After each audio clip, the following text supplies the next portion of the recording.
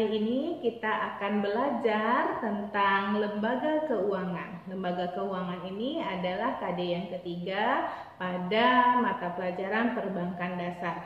Nah, apa itu lembaga keuangan? Lembaga keuangan ini menurut keputusan Menteri Keuangan Republik Indonesia nomor 792 tahun 1990, ini adalah semua badan yang kegiatannya di bidang keuangan melakukan penghimpunan dan penyaluran dana kepada masyarakat, terutama guna membiayai investasi perusahaan. Ada 4 peran dari lembaga keuangan. Yang pertama ada sebagai pengalihan aset, yang kedua likuiditas, yang ketiga alokasi pendapatan, dan yang keempat transaksi. Nah, untuk fungsi lembaga keuangan ini adalah menyediakan jasa sebagai perantara antara pemilik modal dalam pasar utang yang bertanggung jawab dalam penyaluran dana dari investor kepada perusahaan yang membutuhkan dana tersebut. Nah, untuk kehadiran lembaga keuangan inilah nanti yang memfasilitasi arus peredaran uang dari perekonomian, di mana uang dari individu investor dikumpulkan dalam bentuk tabungan. Kemudian sehingga resiko dari investor tersebut beralih pada lembaga keuangan. Ada 2 jenis lembaga keuangan. Yang pertama ada lembaga keuangan bank dan yang kedua lembaga keuangan non-bank.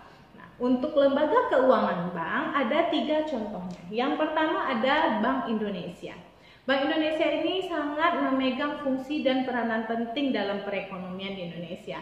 Dia dikatakan sebagai bank sirkulasi, bankers bank, dan lender of the last resort. Nah, kemudian ada Bank Umum. Bank Umum ini dia bertugas melayani seluruh jasa perbankan dan melayani segenap lapisan masyarakat.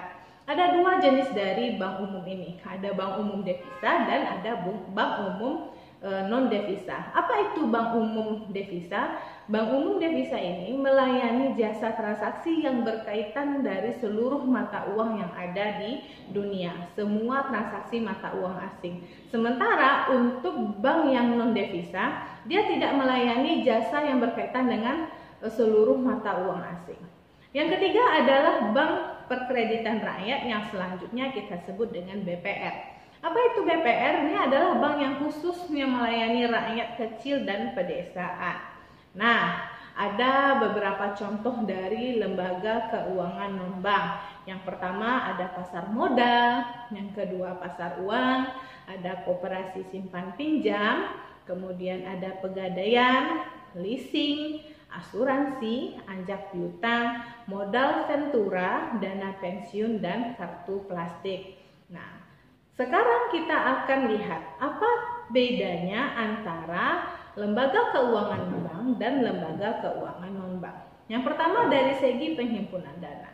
Di bank secara langsung berupa simpanan dana masyarakat dalam bentuk tabungan, giro, dan deposito. Dan secara tidak langsung dari masyarakat berupa surat berharga, penyertaan, pinjaman, kredit dari lembaga lain. Sementara bagi keuangan non-bank hanya secara tidak langsung dari masyarakat, terutama melalui kertas berharga, bisa dari penyertaan, pinjaman, atau kredit dari bank lain. Dari segi penyaluran dana, untuk tujuan modal investasi dan konsumsi, dan bank kepada badan usaha dan individu. Setelah itu untuk tujuan jangka pendek, menengah, dan panjang. Sementara dalam lembaga keuangan bank, dia tujuannya adalah tujuan investasi dan ditujukan terutama kepada badan usaha. Nah, selanjutnya dia hanya untuk jangka menengah dan jangka panjang. Nah, itu beda antara lembaga keuangan bank dan lembaga keuangan bank. Nah, tadi kita sudah bahas tentang pengertian lembaga keuangan, peran lembaga keuangan, fungsi dari lembaga keuangan, jenis dari lembaga keuangan, dan perbedaan dari lembaga keuangan bank dan lembaga keuangan non-bank. Sampai di sini dulu pertemuan kita pada hari ini. Kita lanjutkan pertemuan selanjutnya. Sampai jumpa.